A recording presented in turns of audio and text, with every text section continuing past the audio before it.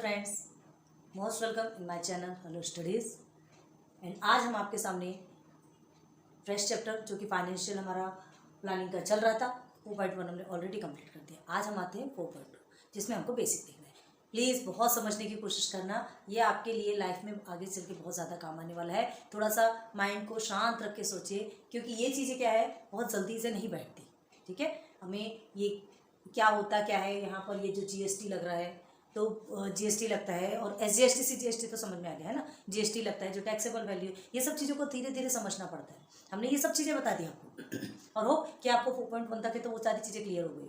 अब हम एक स्टेप और आगे लेते हैं जिसमें हम देखेंगे GST in trading chain. GST तो समझ गए आपको, ठीक है। जीएसटी या तो रेट ऑफ जीएसटी रहता है, अमाउंट ऑफ जीएसटी। जीएसटी किसमें टैक्सेबल वैल्यू प्लस जीएसटी करता है तो हमारा टोटल वैल्यू निकलता है। जीएसटी कैसे निकलता है, टोटल वैल्यू में टैक्सेबल वैल्यू को माइनस करोगे तो आपका जीएसटी निकलता है। ये आपको डिराइव करना है, क्या फॉर्मूलेज, ठीक है। आपको खुद तो समझ में आना चाहिए ना, जीएसटी बोल रहा है तो total value taxable value minus होगा, क्लियर है। एंड टैक्सेबल वैल्यू बोल रहा है तो टोटल में से आप जीएसटी को माइनस करोगे, या तो फिर आपको रेट ऑफ जीएसटी बोल रहा है तो टैक्सेबल वैल्यू के साथ में मल्टीप्लिकेशन होगा। क्लियर है, क्लियर है ना। जितने भी परसेंट होगा तो that percent of taxable value, तो ऑफ का मतलब मल्टीप्लिकेशन, पता है नहीं ये चीज़। तो चलो आज हम देखते हैं जीएसटी इन ट्रेडिंग चेन क्या लिखा है। चलो, GST in trading chain in the sense, अब ये क्या होता है। तो ये जो जीएसटी है ना, आज हमको क्या पढ़ना है, आज आपके टेक्स्ट बुक में आप देख रहे होंगे, आज जो कंसेप्ट ये हम पढ़ने वाले जीएसटी इन ट्रेडिंग चेन। तो क्या है पता है कि ये मतलब जो भी हम चीज़ें खरीदते हैं, ठीक है, जो हम चीज़ें परचेस करते हैं, खरीदते हैं, जो भी सामान हम तक पहुंचता है तो वो कैसे पहुंचता है हम तक, ठीक है, और उसमें कितना कैसे जीएसटी लगता है, स्टार्टिंग से लेकर एंडिंग तक एक कस्टमर तक वो सामान कैसे पहुंचता है। और जो गवर्नमेंट को हम क्या देते हैं, गवर्नमेंट को जीएसटी दी जाती है, तो वो जीएसटी गवर्नमेंट तक कैसे पहुंचती है।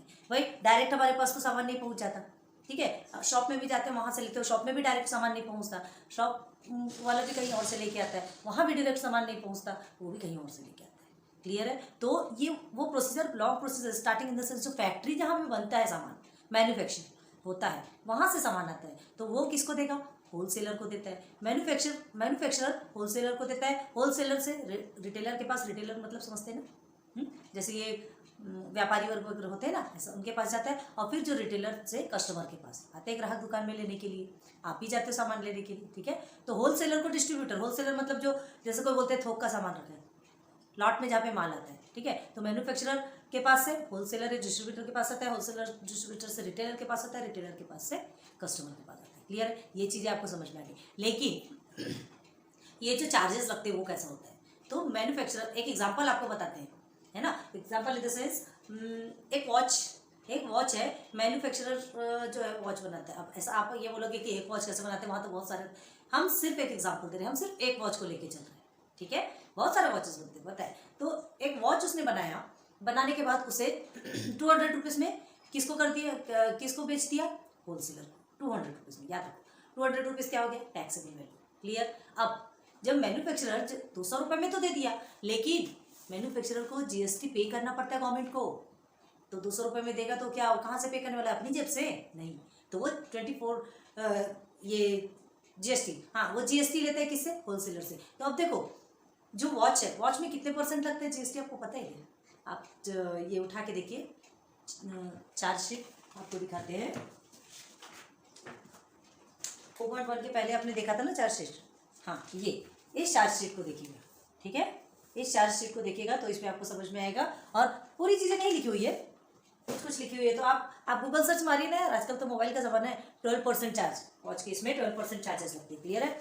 तो मैन्युफैक्चरर क्या करेगा, 200 रुपये तो लेगा वॉच की, लेकिन उससे 12% जीएसटी मिलेगा। तो 12% ऑफ जीएसटी क्या होता है, देखो सबसे पहले तो देखो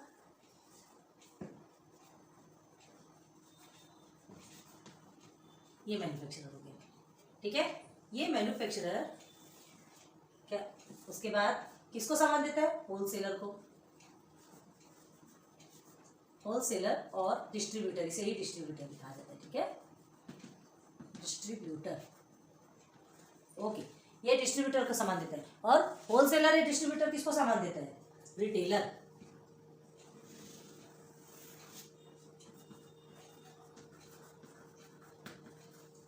ये होलसेलर या डिस्ट्रीब्यूटर, रिटेलर, जो छोटी छोटी शॉप होती है ना, और ये शॉप से लोग सामान खरीदते हैं, कस्टमर, इंडस्ट्री में कंज्यूमर भी खा देते हैं। क्लियर है? चलो, तो ये हो गई एक ट्रेडिंग चेन, मतलब एक ट्रेड मतलब व्यापार होता है, पता है ना, तो व्यापार करने की ये एक चेन बन गई। ये किसको देगा? होलसेलर को देगा। कितने रुपीज में दे रहा है? समझो एक वॉच की बात चल रही है ना, ये 200 रुपीज में होलसेलर को दे रहा है। क्लियर है? अब देखो ये क्या बोलेगा, मुझे टैक्स पे करना पड़ता है, तो टैक्स पे करना है मतलब वॉच में टैक्स कितने परसेंट लगता है? 12% जीएसटी लगता है वॉच केस में, तो वो 12% जीएसटी लेगा, तो 12% ऑफ 200 कितना होगा? 12%, तो 12/100 मल्टीप्लाई बाई 24, तो ये 24 रुपीज है। तो ठीक है, तो कितना हो गया ये टोटल? 200 में 24 को प्लस करो, 224। ठीक है, तो ये होलसेलर इसको क्या देगा? 24 रुपीज एक्स्ट्रा देगा। तो टोटल कितना हो गया? 224 रुपीज।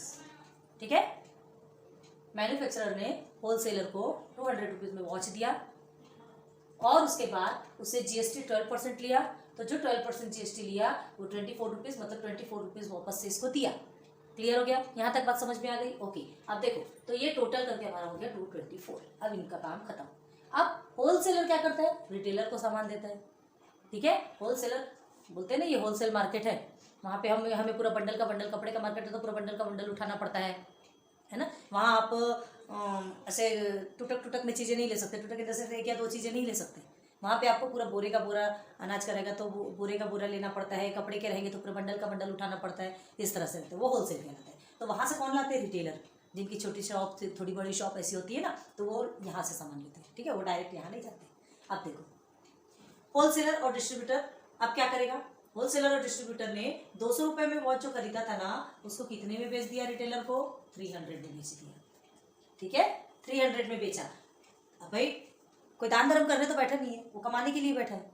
ठीक है, 200 रुपये में लाएगा तो उसको भी तो प्रॉफिट चाहिए। 300 रुपये में, कई तो ऐसे रहते कि लगाते थे एकदम रेट, है ना, तो ये जो 300 रुपये में बेचेगा, 300 रुपये में बेचेगा, ठीक है, लेकिन इसको भी तो टैक्स देना पड़ेगा कि नहीं? इसने 24 रुपीज़ टैक्स इसको दिया, लेकिन गवर्नमेंट को ये भी गवर्नमेंट को टैक्स देगा। ठीक है, क्योंकि सामान इसके पास आए, ये 300 रुपये में ये बढ़ा के बेच रहा है ना, ये भी बढ़ा के बेच रहा है, इसे भी कमाना है, तो उसमें भी इसको भी क्या करना पड़ेगा? गवर्नमेंट को टैक्स देना पड़ेगा। तो गवर्नमेंट को टैक्स देने के लिए अब देखो, ये भी कितना परसेंट जीएसटी लगेगा? सब में 12% लगेगा, क्योंकि वॉच है तो वॉच में 12% लगता है, 12% जीएसटी है। तो अब देखिए 12% ऑफ 300 कितना निकलेगा? जीएसटी अमाउंट निकालना है ना, जीएसटी अमाउंट ऐसे ही निकाला जाता है, पता है कि नहीं? 36 रुपीज। ओके, ये हो गया 36 रुपीज, ये होलसेलर को देगा। मतलब टोटल कितना हो गया?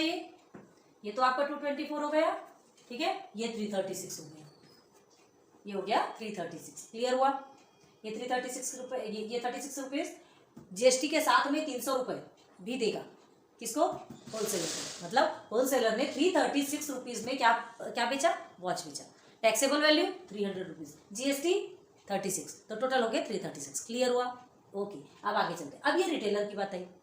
ठीक है, तो रिटेलर क्या करता है? रिटेलर भी अपना बढ़ाएगा, उसको भी कमाई करना है, तो कस्टमर को क्या करेगा? वो 100 रुपीज़ में बेचेगा और 100 रुपीज़ बढ़ा। देखो कैसा ऐसी कड़ी चलती है ये चेन, है ना, कितना बेवकूफ़ बनाया जाता है। इसलिए लोग बोलते हैं कि डायरेक्ट कहीं जाते हैं ना, जैसे सूरत में कपड़े सस्ते मिलते हैं, यहाँ आते तक महंगे क्यों हो जाते हैं? ये रीज़न है।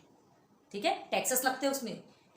वो जहाँ से आप कपड़े, सूरत में जहाँ कपड़े बनते हैं, समझो ये कपड़े का है, यहाँ से ये होलसेलर उठा के लाते हैं, यहाँ से रिटेलर को देते हैं और रिटेलर से कस्टमर के पास आते हैं। तो भाई यहाँ से आते आते तक अब उनको टैक्स लगा तो ये भी तो लेंगे ना, उनको टैक्स लगा ये भी लेंगे, है ना। और ये जितने रुपए में लेकर के आए, ये उतने रुपए दिए तो थोड़ा कमाई तो वो भी करेंगे, तो वो और बढ़ा के देते, ये और बढ़ा के देते, बस ऐसा ही प्रोसीजर चलता है और इसी से तो देश चल रहा है।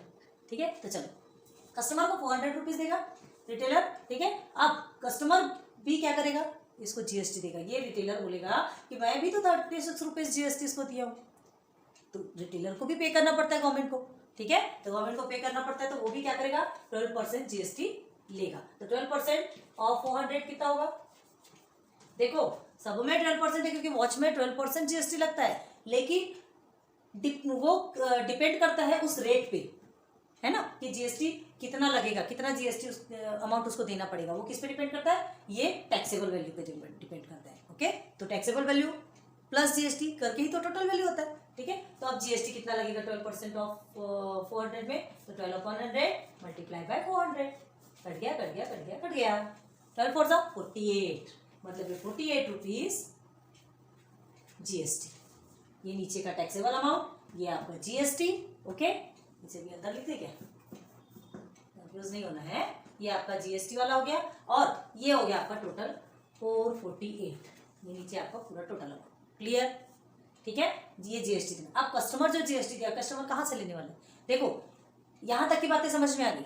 मैन्युफैक्चरर क्या करेगा, 200 में वॉच को बेचा, जीएसटी उसने लिया 12%, तो 24 रुपीज हो गया, तो 224 टोटल हो गया। अब होलसेलर डिस्ट्रीब्यूटर ने उसी वॉच को 300 रुपए को रिटेलर को बेचा, ठीक है। 300 में जब रिटेलर को बेचा तो उसने भी जीएसटी लिया, क्योंकि इसने इसको दिया तो उसने लिया, तो 36 रुपीज जीएसटी कैसे होगा, हमने ऑलरेडी सॉल्व किया है। देखिए 300 12% ऑफ 300 कितना निकलेगा, 36 रुपीज निकल गया। 36 रुपीज रिटेलर ने होलसेलर को दिया। अब रिटेलर ने कस्टमर को कितने में बेचा, 400 रुपए में बेचा, जो कि टैक्सेबल वैल्यू। अभी इसमें टैक्स नहीं लगा। अब उसके बाद वो टैक्स लेगा, एक बार देगा तो टैक्स भी लेगा, ठीक है। 400 रुपए भी ले रहा है और साथ में जीएसटी भी लेगा, टैक्सेबल वैल्यू भी लेगा और जीएसटी भी लेगा, तभी तो टोटल वैल्यू होगा। तो जीएसटी 12% ऑफ 400 कितना हो गया, 48 रुपीज। देन वो 48 उसका क्या हो गया, जीएसटी हो गया। क्लियर? टोटल वैल्यू हो गया वॉच का, जो कि कस्टमर तक पहुंचा। यहाँ तक क्लियर है? अब ये जो कस्टमर है ये किसको देगा, क्योंकि इसके नीचे तो कोई है नहीं, तो उसको 48 रुपीज देना ही है। अब देखो आगे, यहाँ तक ये प्रोसीजर आपका कंप्लीट हो गया। अब देखो पैसे कैसे वापस मिलते हैं। अब हम यहाँ तक आपने पढ़ लिया, ठीक है, यहाँ तक आपने पढ़ लिया, आपको सब कुछ समझ में आ गया। अब हमको क्या बताना है, आगे हमको बढ़ना है। ये चीजें कंप्लीट हो गई, आपकी समझ में आया कि कैसे टैक्सेबल वैल्यू और फिर जीएसटी उसमें कैसे ऐड होता है और टोटल वैल्यू कैसे निकलता है, ये समझ आ गया ना।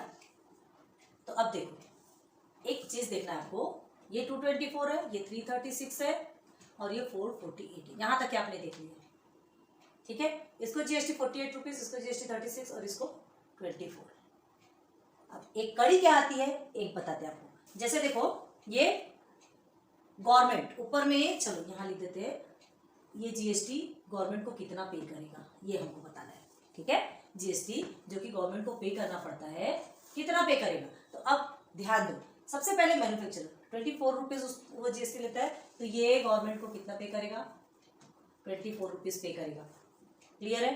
24 रुपीज पे करेगा। अब होलसेलर की बारी आई, तो होलसेलर को कितना मिलता है जीएसटी रुपीज कितना है, जीएसटी अमाउंट 36 रुपीज मिलता है रिटेलर से।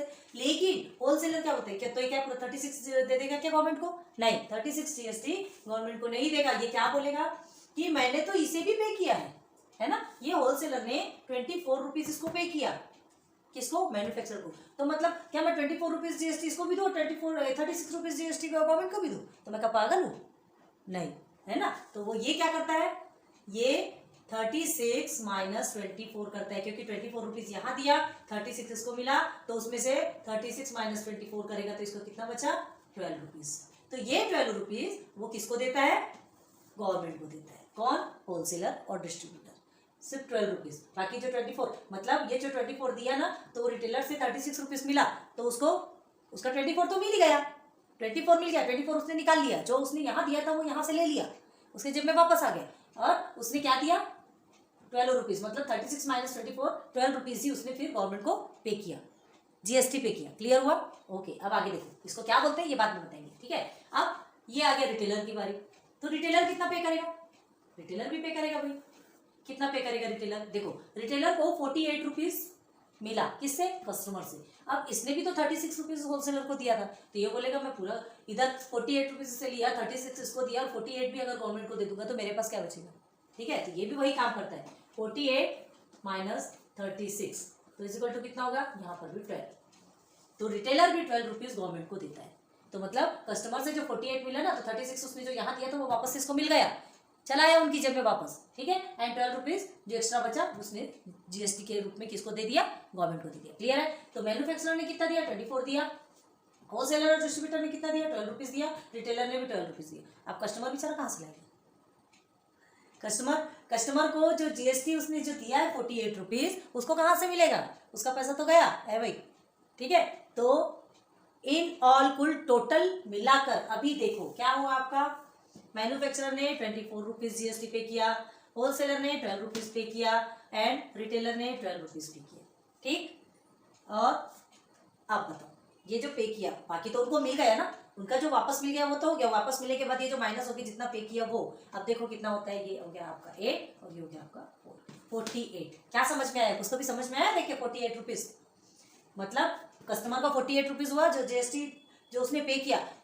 तो कहने का क्या मतलब है कि ये सबको तो इनका वापस मिल गया, मतलब पूरा जीएसटी इनडायरेक्टली किसने पे किया? कस्टमर ने। हम जो कस्टमर होते हैं इतना बेवकूफ़ बनाया जाता है, सारा जीएसटी कस्टमर ही पे करता है। देख लो 48 रुपीज़ यहाँ इसने जो 24 रुपीज़ दिया था वो इससे ले लिया, जो एक्स्ट्रा था वो दिया। इसने जो 36 रुपीज़ इसको दिया था वो यहाँ से कस्टमर से के उसमें से काट लिया और 12 रुपीज़ पे कर दिया, है ना। मतलब जो 48 रुपीज़ जो कस्टमर ने दिया उसको तो कहीं से नहीं मिलने वाला। तो कस्टमर ने जो 48 रुपीज़ पे किया, मतलब इनडायरेक्टली गवर्नमेंट को जो जीएसटी पे करता है ना वो कस्टमर होता है। ठीक है, ये तो कहा जा रहा है कि ये लोग भी पे करते हैं, लेकिन इनको तो इनकी जेबें खाली नहीं होती, इनकी जेब से कुछ नहीं जाता, इनकी पॉकेट नहीं खाली होती, इनकी पॉकेट में वापस आ जाता है। ठीक है, लेकिन जो कस्टमर है उसकी पॉकेट में कहाँ से वापस आना है, उसको जेब खाली करनी पड़ती है। क्लियर हुआ? यहाँ तक की चीज़ें समझ आई, गवर्नमेंट को कैसे पे करते, क्या होता है, सब कुछ समझ में आएगा। ठीक है, अब देखो, अब हमको एक देखना है, इसमें एक फॉर्मूला बनता है। ठीक है, ये चीज़ें तो आपको क्लियर हो गई। अब देखो, इनपुट आईटीसी, ठीक है, and output tax. ITC input tax credit, ये दो वर्ड पढ़ना है, याद रखना। ITC input tax credit. CR बनाओ तो सीधे जी जैसा दिखने लगता है ना, इसलिए हमको उसको रफ करना था। Okay, input tax credit. And second आपका है आउटपुट टैक्स। ठीक, तो ये चीजें आपको याद रखना है। और जो कि और है जीएसटी,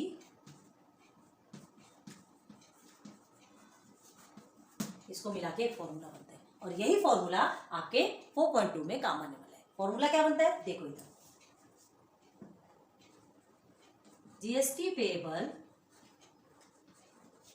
जो जीएसटी पे कर सकते हैं ना वो कैसे निकलता है, output tax minus ITC input tax credit. इसको इनपुट टैक्स भी बोला जाता है। ठीक है, तो अब क्रेडिट क्यों लगा वो भी बताएंगे। इनपुट टैक्स है तो आउटपुट टैक्स में से इनपुट टैक्स को माइनस कर दोगे तो जीएसटी पेएबल, मतलब कितना जीएसटी पे करना है, यहाँ पर अभी आपने देखा। ठीक है, तो पहले ये देखना है कि इनपुट टैक्स किसको बोलते हैं और आउटपुट टैक्स किसको बोलते हैं। ठीक है, तो जो GST paid at the time of purchase, जब ये खरीदी करते हैं, परचेस कर रहा है, जैसे ये होलसेलर ने मैन्युफैक्चरर से खरीदी की, 200 रुपए की वॉच ली और उसी समय जो उसको 24 रुपीज क्या किया, पे किया, तो ये क्या कहलाया, input tax. Clear, input tax मतलब इसने क्या किया, दे दिया, इसने दे दिया, तो ये किसका है, होलसेलर। ये इनपुट टैक्स मतलब 200 रुपए में जब तुरंत उस समय खरीदा और उसके बाद फिर उसने क्या कर दिया, टैक्स पे कर दिया, तो वो इनपुट टैक्स कहलाएगा। क्लियर है, तो करना क्या है उसमें, आपको जीएसटी पेएबल कैसे निकालना है ना, तो output tax minus input tax is equal to GST payable. तो अभी आउटपुट टैक्स क्या है, output tax in the sense क्या कहलाता है, जो जीएसटी कलेक्ट किया जाता है at the time of sale, जब बेचता है। जैसे ये अभी इसने खरीदा 200 रुपए का वॉच, ठीक है, होलसेलर ने 200 रुपए का वॉच खरीदा, ठीक है, इसमें जीएसटी कितना पे किया इसने, 24 रुपीज पे किया। लेकिन बाद में जब बेचा, जब उसने बेचा, उसे 300 रुपए में बेचा, तो आउटपुट टैक्स उसको आ रहा है, वो टैक्स ले रहा है। ये होलसेलर 300 रुपए की घड़ी बेच रहा और उसे टैक्स कितना ले रहा, 36 रुपए, मतलब वो 36 रुपए उसके पास आ रहे हैं। ठीक है, तो ये आउटपुट टैक्स कहलाता है। किसी और के पास से इसके पास आना, इसके पास से निकल गया वो इनपुट हो गया और इसके पास जो आ रहा है वो आउटपुट हो गया। क्लियर है, क्लियर क्या है, GST paid at the time of purchase, जब खरीदी के टाइम पे जो जीएसटी पे करता है वो इनपुट टैक्स कहलाता है। क्लियर, क्या कहा हमने, फिर से ध्यान दो, जब खरीदी करते के टाइम पे वो क्या करता है, खरीदी करते के टाइम पे जो जीएसटी पे करता है वो इनपुट टैक्स कहलाया, किसका, होलसेलर का। क्लियर, अब सामान जब बेचता है, बेचने के बाद जब उसको जीएसटी टैक्स मिलता है, जीएसटी अमाउंट भी मिलता है, तो वो उसका आउटपुट कहलाता है, वो उसका अपना कहलाता है, जिसमें वो माइनस करके कुछ चीजें फिर गवर्नमेंट को दे देता है। ठीक है, ये जीएसटी लिख देते हैं फॉर गवर्नमेंट। क्लियर हुआ क्या, आप इनपुट और आउटपुट अच्छे से समझ में आ गया। अब देखो, जैसे ये होलसेलर, रिटेलर क्या करता है, रिटेलर होलसेलर से लेता है, होलसेलर से 300 रुपए में लिया है। ठीक है, अब क्या करता है रिटेलर, 400 रुपीज में कस्टमर को बेच देता है।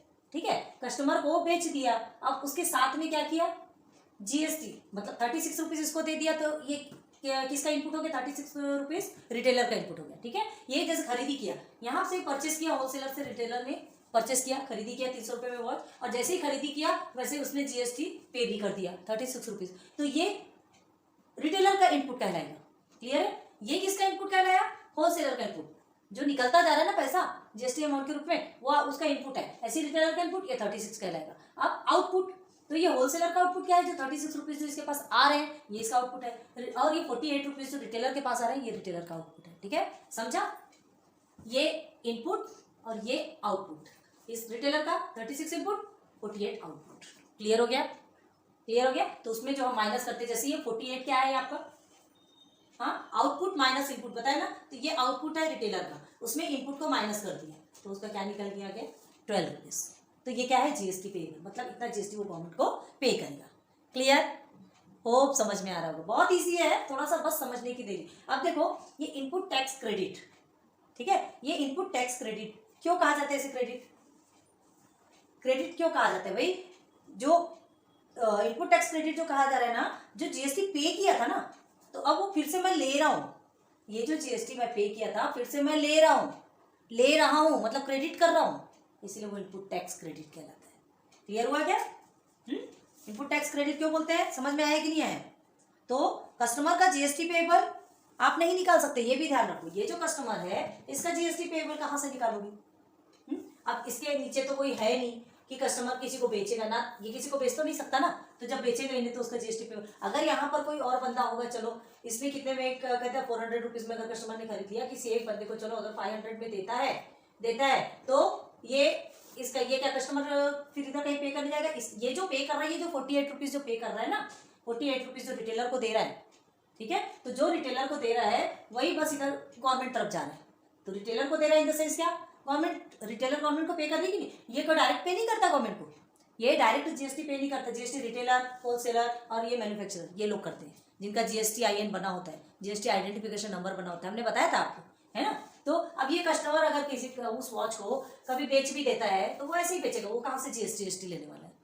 ठीक है, किसी को अच्छा लगेगा 500 बता के 500 में बेच देगा, अब वो कस्टमर थोड़ी किसी को जीएसटी फिर और बाद में देने जाएगा, दे दिया 48, कितना देगा बेचारा। ठीक है, तो कस्टमर में जीएसटी पेएबल नहीं लगता, ये ध्यान रखो। क्लियर, चीजें समझ में आ गई यहाँ तक है। हाँ, तो आपको ये जो है GST payable is equal to output tax minus ITC या इनपुट टैक्स क्रेडिट। प्लीज इसको बहुत अच्छे से लिख के रख लो, क्योंकि यही हमारे 4.2 में काम आएगा। क्लियर है, पहले दो वर्ड का ध्यान रखना, output tax and ITC, input tax credit, उसको या इनपुट टैक्स भी, डायरेक्ट इनपुट टैक्स भी बोलोगे तो कोई टेंशन वाली बात नहीं। यहाँ तक समझ आ गया, एक बार फिर से बताएं, eight the time of purchase, जब खरीदी करते हैं तो वो इनपुट टैक्स होता है, टाइम ऑफ परचेस में जब वो क्या करते हैं जीएसटी पे करते हैं तो वो इनपुट टैक्स कहलाता है, और उसके बाद जब जीएसटी कलेक्ट करते, कलेक्ट करना मतलब जब वो बेच देते हैं उस सामान को और उस समय जीएसटी जो कलेक्ट करता है तो वो क्या कहलाता है, आउटपुट टैक्स कहलाता है। ठीक है, तो इस आउटपुट में इस इनपुट को माइनस कर दोगे तो क्या निकलेगा, देखो आउटपुट में इनपुट को माइनस कर देंगे तो जीएसटी पेएबल निकल के आएगा, ये लिखा है आपका फॉर्मूला। क्लियर हुआ यहाँ तक। हाँ, तो चलो ये चीजें समझ में आ गई, तो सबसे पहले फिर हम आपको बताते हैं, एग्जांपल लेके चलते हैं, एग्जांपल से और जल्दी चीजें क्लियर होती है। ठीक है, तो देखेंगे एग्जांपल। ओके, चलिए देखते हैं example. Mister Rohit is a retailer, आपके टेक्स्ट बुक का ही एग्जांपल ले रहे हैं ताकि आपको और अच्छे से क्लियर हो जाए चीजें। ठीक है, अदर एग्जांपल भी इसके बाद और अदर एग्जांपल भी आपके सामने लेके आएंगे ताकि आपकी प्रैक्टिस पूरी की पूरी हो जाए, सब कुछ आप यही समझ जाए। आप रिविजन ना भी करें ऐसा तो नहीं बोलेंगे, क्योंकि कोई भी चीज़ को रिवाइज तो करना ही पड़ता है, 1 टाइम 2 टाइम 3 टाइम तक तो एटलीस्ट आपको करना ही पड़ेगा, फिर वो आपके बजट माइंड में सेट होगा। ठीक है, तो mister Rohit is a retailer, he paid GST of 6500 rupees. ठीक है, कितना जीएसटी पेड किया उसने, 6500। वो एक रिटेलर है, याद रखो, रिटेलर, रिटेलर मतलब जिससे कि कस्टमर फिर लेता है। ठीक है, at the time of purchase, जब वो खरीदी करा, सामान लिया, तब उसने कितना जीएसटी पे किया, उसने 6500। Okay, he collect GST of ₹8000 at the time of sale, जब उसने बेचा, सामान बेचा तो उसने कितना जीएसटी कलेक्ट किया, मतलब आउटपुट उसको कितना है 8000, इनपुट टैक्स उसको 6500, आउटपुट टैक्स 8000। क्लियर हो गया, ये दो चीजें क्लियर हो गई। अब हमको क्वेश्चन पूछे, find is input tax and output tax. तो इनपुट किसको बोलते हैं, जब वो कुछ भी चीजें परचेस करता है और उसके बाद जो जीएसटी देता है, जो जीएसटी अमाउंट देता है, वो जीएसटी क्या कहलाएगा, वो जीएसटी अमाउंट उसका इनपुट टैक्स कहलाएगा, उसके पास से चला गया। नाउ आउटपुट टैक्स, जब वो सेल करता है, वही सामान जब वो बेचता है, जैसे हमने आपको वॉच का एग्जांपल दिया था, है ना, तो वही सामान जब वो बेचता है तो बेचने के बाद जब उसके पास क्या आता है, जब उसके पास जीएसटी वापस उसके पास आता है, वो आउटपुट कहलाता है। ठीक है, तो उस आउटपुट में इनपुट को माइनस करते तब फिर क्या निकलता है, जीएसटी पेबल। क्लियर है? तो चलो, find is input tax and output tax. First है input tax, tax paid at the time of purchase. Output tax, tax collect at the time of sale. तो time of purchase input tax कितना है उसका, input tax आपका 6,500 rupees. ठीक है, rupees 6,500। And output tax collect the time of sale, जब उसने चीजें बेचा, है ना, किसी को बेचा तो उससे जीएसटी लिया, जितना भी बेचा, तो कितना ये, रुपीज 8,000। ओके, अब आ गया आपका आईटीसी।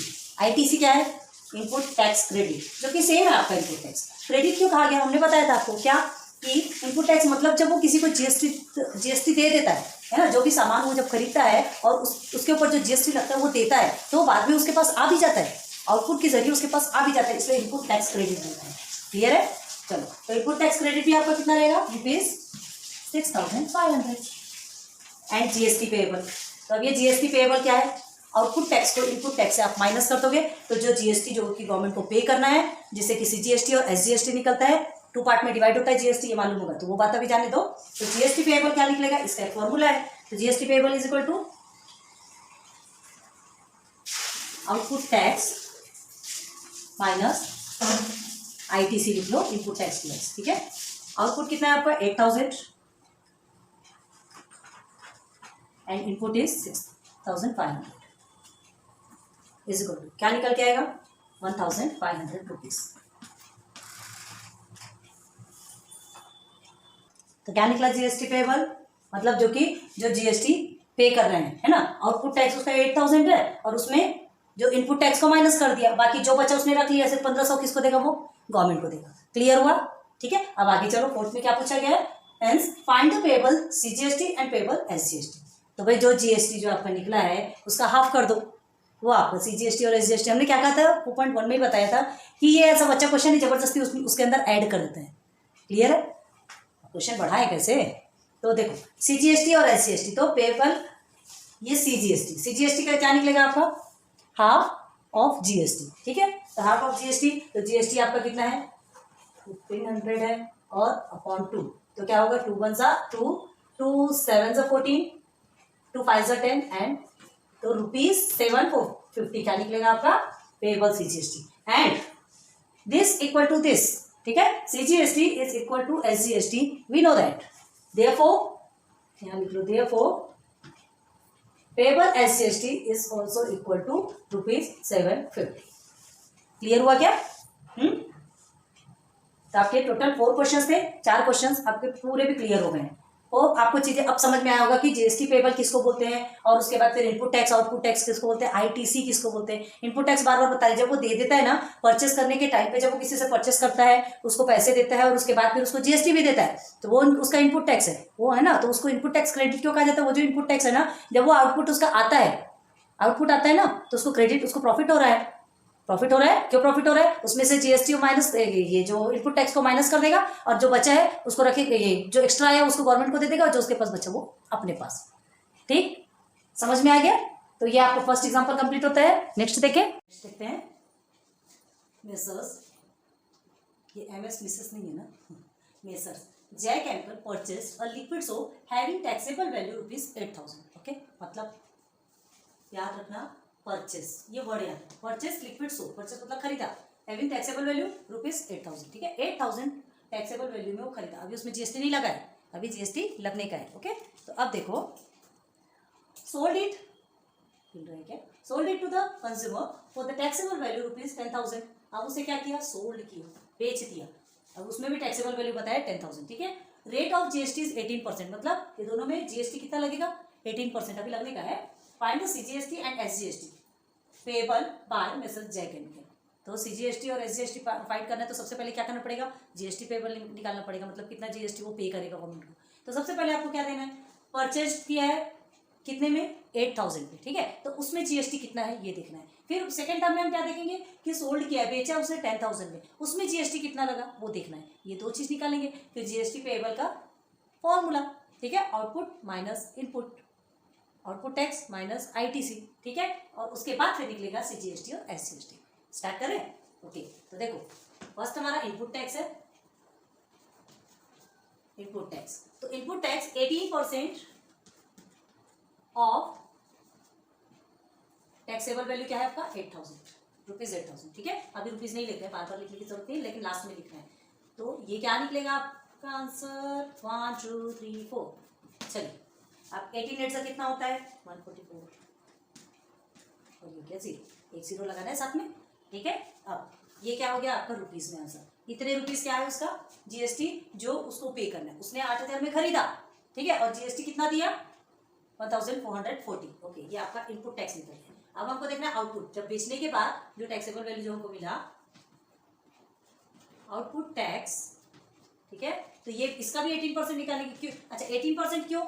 आपको रेट ऑफ जीएसटी 18% दिया, याद रखो। तो ये दिमाग ये हमेशा याद रखना कि जो लिक्विड जो सोप है, लिक्विड सोप, उसमें 18% चार्जेस लगते हैं, जीएसटी लगती है। ये कुछ कुछ चीजें अपने को याद होनी चाहिए, ठीक है। इसको रट्टा नहीं मानना, इसको समझ के रखना। आपको चार्ट दिया गया है, हालांकि आपको देगा, लेकिन कहीं कहीं पर ऐसा होता है जिसमें नहीं होता, ठीक है। तो वो चीज़ हमको याद होनी चाहिए। जैसे अभी हमने वॉच का पढ़ा था, जो उसमें 12% लगता है। ओके, एंड ये हो गया 18% ऑफ 10,000। तो 18% ऑफ 10,000, 18 अपॉन 100 मल्टीप्लाई बाय 10,000, काट काट काट काट, कितना हो गया 18 मल्टीप्लाई बाय 100 करेंगे तो कितना होगा आपका आंसर 1800 रुपीज। चलो दो चीजें मिल गई, इनपुट टैक्स आउटपुट टैक्स, दो मिल गया। अब हमको क्या निकालना है, हमको निकालना रेट ऑफ जीएसटी मिल गया, हमको सीजीएसटी एसजीएसटी निकालना है, तो उसके लिए हमको जीएसटी पेबल निकालना पड़ेगा, ठीक है। तो therefore GST payable is equal to क्या है output tax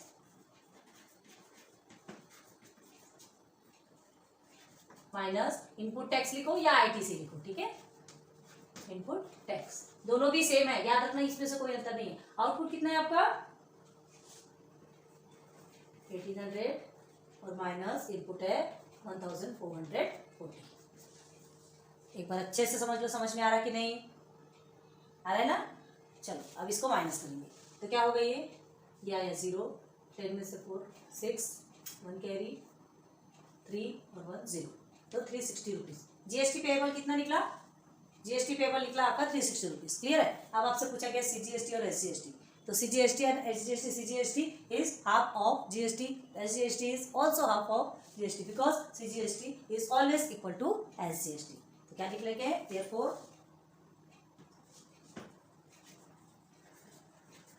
payable CGST is equal to क्या लिखोगे 360 upon 2 is equal to 2 1 2, 2 1 2, 2 8 16, 180 rupees. And payable SGST is also equal to rupees 180। अब इसको सॉल्व करने की जरूरत नहीं है, because this equal to this. Clear. हाँ, तो find the CGST SGST payable Mrs Jai Chemical. तो क्या लिखोगे, आ गया ना आपका आंसर, तो क्या लिखोगे यहाँ से लिखोगे Mrs Jai Chemical payable CGST is rupees 180 and payable SGST is equal to rupees 180। Okay, clear. Hard नहीं है, समझ के करो। तो अभी हम एक एक्टिविटी टाइप क्वेश्चन देखते हैं, ठीक है। ये आपके एक्टिविटी फॉर्म में है, पढ़ते हैं, आपके टेक्स्ट बुक में है, इस तरह से फिलअप करने का है। क्लियर है। चलो सॉल्व कर देते हैं इसे। Suppose a manufacturer sold a cycle for taxable value of ₹4,000, ठीक है, to the wholesaler. Okay, manufacturer ने क्या किया, एक साइकिल बेचा टैक्सेबल वैल्यू में, उसमें अभी टैक्स नहीं लगा है, ठीक है, 4,000, मतलब अभी उसमें टैक्स लगने का है। Okay, and wholesaler sold it to the retailer for 4,800 rupees, मतलब 800 रुपये ज़्यादा में उसने बेचा टैक्सेबल वैल्यू के हिसाब से। ये भी टैक्सेबल वैल्यू है, याद रखो, ठीक है। देखो लिखा है ब्रैकेट में, सब टैक्सेबल वैल्यू चल रहा है, इसमें भी जीएसटी लगने का, उसमें भी जीएसटी लगने का। क्लियर है। तो अब देखो, retailer sold it to a customer, अब रिटेलर ने कस्टमर को बेचा कितना 5,200, ये भी आपका टैक्सेबल वैल्यू है। Okay, rate of GST is 12%, ठीक है, जो जीएसटी लगा वो 12% रेट ऑफ जीएसटी बताया आपको। तो इसमें भी 12%, इसमें भी 12% एंड अगेन इसमें भी 12%, तीनों में लगेगा। अब क्या पूछा जा रहा है, कंप्लीट द टेबल, ये आपको टेबल कंप्लीट करना है, बस सॉल्व करना है। स्टार्ट कर देते हैं। तो चलो इस तरह का टेबल हमने बताया ना, ट्रेडिंग चैन बोलते हैं इसको। क्या बोलते हैं? ट्रेडिंग चैन। यहां लिख लेना आप, ट्रेडिंग चैन। ओके, चलो फर्स्ट स्टार्ट करते हैं। ये 4 बॉक्सेस हैं, किसने किसको किसको दिया। सबसे पहले मैन्युफैक्चरर पढ़ा है ना, ये तो हमने आपको बताया था। देखो ना, मैन्युफैक्चरर ने क्या किया, किसको सोल्ड किया? होलसेलर को। ये आ गया होलसेलर के पास। होलसेलर ने किसको दिया? रिटेलर को। ये आ गया रिटेलर। अब रिटेलर ने दिया कस्टमर को 5200। ठीक है, ये हो गया, ये फिलअप हो गया। 4000 में दिया 12% जीएसटी के बेस पे। होलसेलर ने रिटेलर को दिया 4800 12% जीएसटी के बेस पे, एंड रिटेलर ने दिया 5200 12% जीएसटी के बेस पे। क्लियर हुआ? चलो अब आगे चलो। Output tax of manufacturer. अब ये मैन्युफैक्चरर का आउटपुट क्या निकलेगा? आउटपुट मतलब इसने क्या किया, 4000 में उसको दिया, 4000 में दिया। अब उसका आउटपुट क्या निकलेगा? आउटपुट का मतलब जो होलसेलर से वो जीएसटी लेगा, जीएसटी रुपीज जो लेगा वो आपको निकालना है। तो क्या निकलेगा आउटपुट? 12% ऑफ 4000 निकालोगे, 12% ऑफ 4000 निकालोगे तब आपका आउटपुट निकल के आएगा। तो देखो 12% ऑफ 4000। अब इसको लिखना कैसे यहाँ पे, है ना, यहाँ लिखोगे 4000, यहाँ लिखेंगे 12/100। तो ये 2 कट जाएगा, ये 2 कट जाएगा। ठीक है, तो 12 4 सा 48 होता है, और एक 0 ले लीजिए, ये हो गया हमारा ₹48, सॉरी ₹480। ठीक है, ये निकल गया output of manufacturer. GST payable by manufacturer. अब वो कितना जीएसटी पे करेगा? मैन्युफैक्चरर को क्या करना पड़ता है, जो जितना भी जीएसटी आता है वो पूरा का पूरा उसको पे करना पड़ता है, क्योंकि उसने किसी को, उसके पहले तो कोई नहीं है ना जिसको इनपुट देगा। अगर इनपुट देता था तो माइनस करता था, बट यहाँ किसी को इनपुट देने वाला नहीं है। क्लियर हो गया? तो 480 आप गवर्नमेंट को कितना पे कर देगा जीएसटी। अब आगे देखिए, सेकंड में आएगा output tax of wholesaler. Wholesaler का आउटपुट क्या है? 12% ऑफ 4800। 12% ऑफ 4800 क्या निकलेगा? आउटपुट निकाला, मतलब देखो 4800 में उसने रिटेलर को दिया, है ना, 12% जीएसटी के बेस पे। तो कितना निकलेगा उसका जीएसटी? 12/100 मल्टीप्लाई बाय 4800 कर लो, क्या निकलेगा? ये कट गया, ये कट गया, ये कट गया, ये कट गया। ठीक है, अब 48 मल्टीप्लाई बाई 12 आप करोगे, क्या निकलेगा आपका? 48 मल्टीप्लाई बाई 12 करके देखो,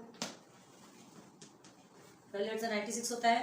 ओके, 9 एंड 12 4 सा 58, 59 50 एंड 57, 576। ये आ गया आपका 576। Okay, clear? हमने नहीं लिखा था यहाँ पे, ऑलरेडी आपका लिखा हुआ है, टेक्स्ट बुक में ऑलरेडी लिखा है, लेकिन हमको इसको सॉल्व करके दिखाना था, आपको सॉल्व कैसे करना है। क्लियर है? चलो अब आगे चलते हैं। आउटपुट ऑफ होलसेलर मतलब जो उसके पास, जो उसको जीएसटी मिला, इतने रुपीज में जो जीएसटी मिला वो 576। अब देखो जीएसटी पेएबल बाय होलसेलर। अब इतना मिला तो क्या पूरा उठा के दे देगा क्या गवर्नमेंट को? नहीं, इतने में से ये अब इसका आउटपुट निकला है, तो आउटपुट में से इनपुट को क्या कर देगा? माइनस कर देगा। अब उसका इनपुट क्या है? जो उसने दिया, है ना, जो उसने दिया। तो होलसेलर ने मैन्युफैक्चरर को कितना दिया? 480 रुपीज दिया, तो 480 के साथ में माइनस कर दो, तो यहाँ पे आएगा आपका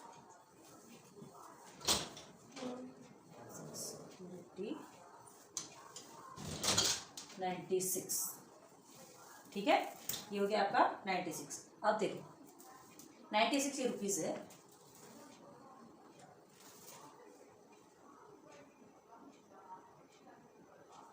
आउटपुट टैक्स ऑफ रिटेलर।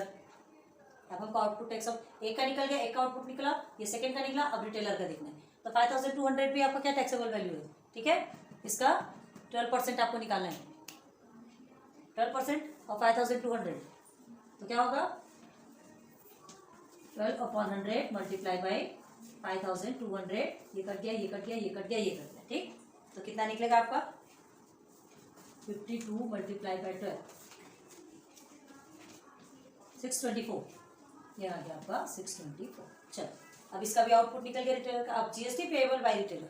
अब इसका जीएसटी, तो जीएसटी इसने कितना इनपुट दिया था? कितना इनपुट दिया था?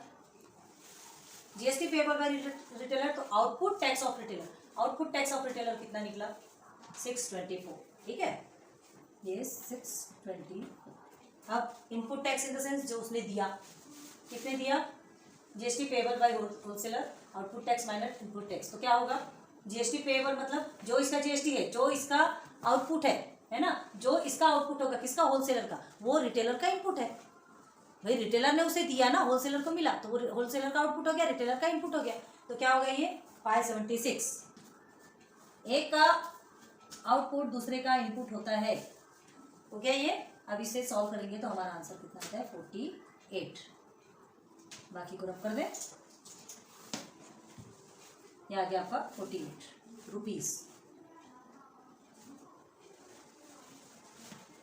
ओके, तो जीएसटी पेएबल बाय रिटेलर ₹48। यहाँ तक के समझ आ गया।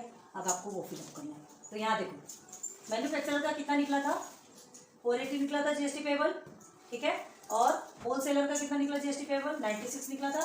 और रिटेलर का जीएसटी पेएबल निकला 48। ओके, ये हो गया कंप्लीट। अब आपको निकालना है सीजीएसटी और एसजीएसटी। तो सीजीएसटी और एसजीएसटी बस ये सबका हाफ हाफ कर दो, आपका सीजीएसटी एसजीएसटी। एक का सीजीएसटी दिया है 240, तो ये भी तो 240 ही होगा ना, ठीक। 96 का हाफ कितना होता है 48, दोनों में 48 कर दो क्योंकि दोनों भी सेम है। यहाँ 48 का हाफ 24, ये भी 24। अब सबको प्लस करोगे तो आपका कितना निकलेगा, ये जीएसटी पेएबल आपका कितना निकलेगा 624।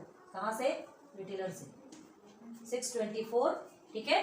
अब इसका हाफ कर दो 312, 312 हो गया। फिलअप हो गया, पूरी एक्टिविटी कंप्लीट हो गई, पूरे बॉक्सेस फिलअप हो गए जो कि आपके एग्जांपल में और गिवन था। फिलअप करना था बॉक्स, हमने कर दिया। और होप आपको तो समझ में आया होगा क्योंकि सारी चीजें हमने क्लियर करवा दी थी, क्या आउटपुट है क्या इनपुट है ना। मैन्युफैक्चरर से जब होलसेलर में जाता है तो उसका आउटपुट क्या होता है, इनपुट तो इधर होना ही नहीं है, मैन्युफैक्चरर का इनपुट होना ही नहीं है क्योंकि मैन्युफैक्चरर थोड़ी देने वाला है। वो वही जहाँ से फैक्ट्री से निकलेगा, फैक्ट्री थोड़ी वहाँ से किसी से लेगा, वो बनाएगा तब तो बाकी चीज़ें आके चल के दिखेंगी, है ना। तो इनपुट किसका किसका रहता है, ये किसका रहेगा, एक किसका रहेगा, ठीक है। और कस्टमर का क्या इनपुट रहेगा, कस्टमर का आउटपुट रहेगा क्या, नहीं रहेगा। इनपुट इन द सेंस वो खाली इसको क्या करेगा, जीएसटी देगा, उसको कहीं से कस्टमर किसको बेचने वाला है, ठीक है। तो ये एक्टिविटी कंप्लीट हो गई है, इसे नोट डाउन कर लो। तो चलिए प्रैक्टिस सेट 4.2 के जितने भी बेसिक थे, एग्जाम्पल थे, सब हमने आपको क्लियर करवा दी, ठीक है। फिर और एक्स्ट्रा एग्जाम्पल्स वो बाद में समझाएंगे नेक्स्ट लेक्चर नंबर 2 में। हम सीधे सीधे चलेंगे प्रैक्टिस सेट में, क्लियर है। होप यहाँ तक की चीजें समझ आई है। तो अब आप प्रैक्टिस सेट करने के लिए पीछे नहीं रहेंगे। और आपसे भी ये कहते हैं कि जो हमने जो समझाया ना आपको, तो कम से कम आप 1 या 2 क्वेश्चन खुद से प्रैक्टिस कीजिए। नहीं बनेगा फिर हम बताएंगे, आपको समझ में आ जाएगा। लेकिन जहां तक हो तो प्लीज थोड़ा सा प्रिपरेशन आपके लिए भी जरूरी है। जो चीज हमने एग्जांपल समझाया, एग्जांपल से कम 1 या 2 क्वेश्चन तो एटलीस्ट स्टार्टिंग के कर सकते हो सॉल्व, ठीक है। तो सॉल्व करो, कमेंट सेक्शन पे बता कि आपसे रियल में सॉल्व हुआ कि नहीं होगा तो फिर हम, okay. So thanks for watching my videos. फिर मिलेंगे नेक्स्ट लेक्चर पे। Take care.